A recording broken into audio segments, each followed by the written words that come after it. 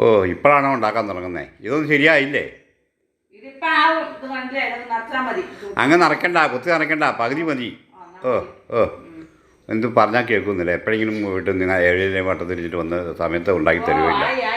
ആ ആയി എന്ന് പറഞ്ഞാൽ മതി. എനിക്ക് നേരം പോയി ഞാൻ പറഞ്ഞില്ല. എനിക്ക് അങ്ങ് ഒരു വഴിക്ക് വരെ പോകണ്ട.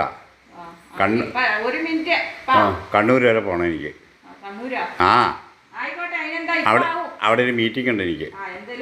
ഓ ഓ ആ പകുതി മതി.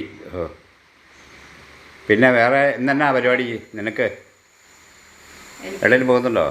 ഓണത്തിന്റെ പരിപാടിയല്ലേ? ഓ വെറുതെ അല്ല, ഓണത്തിൻ്റെ പരിപാടി ചിന്തിച്ചുകൊണ്ടിരിക്കുക.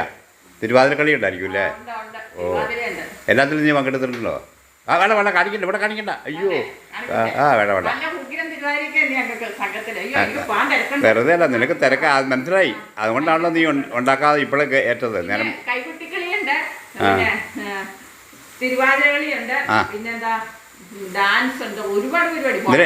എല്ലാത്തിലും നീ കൂടിയിട്ടുണ്ടോ?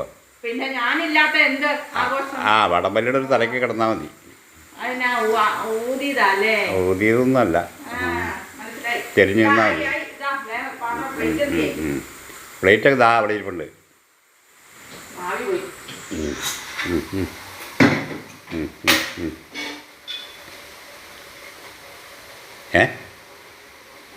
എന്നാ സംഭവിച്ചു?